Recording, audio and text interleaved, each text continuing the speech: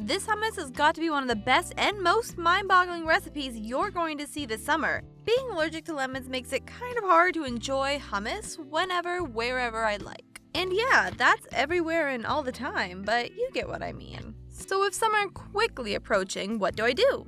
Well, when life gives you lemon allergies, you cheat. Break the rules.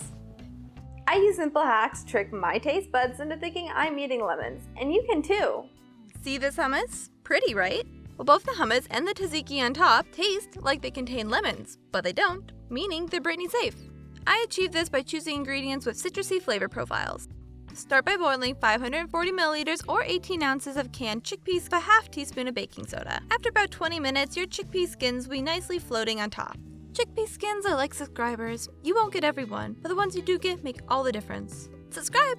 Once you separated your peas from the skins, throw them into a blender along with a 4 cup of tahini, 2 heart of palms, your spices, that's 1.5 teaspoons of ground coriander, 1 teaspoon of cumin, a half teaspoon of salt, a half teaspoon of both ground mustard and fennel seeds. I normally keep these two on hand as a mix, so I'm just using a teaspoon of that.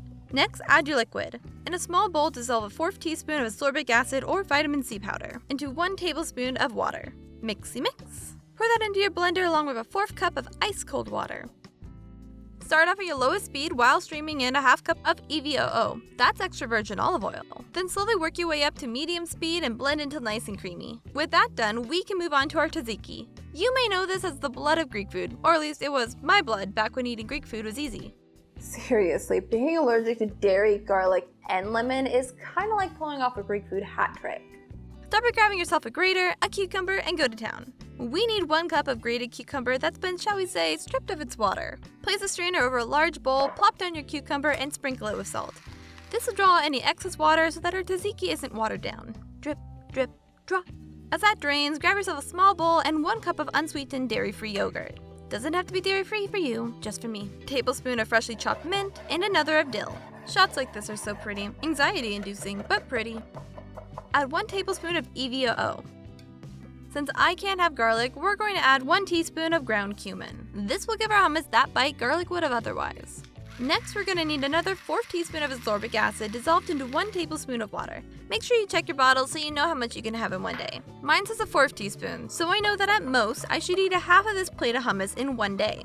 Too much vitamin C may leave you and your bathroom preoccupied, if you know what I mean. Just don't go eating this whole plate at once and you should be okay.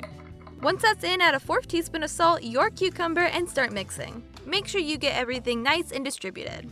I chose to quickly make a veggie salad out of some extras I had lying around. In the meantime, did you catch the 3 ingredients I used to make this taste like lemon?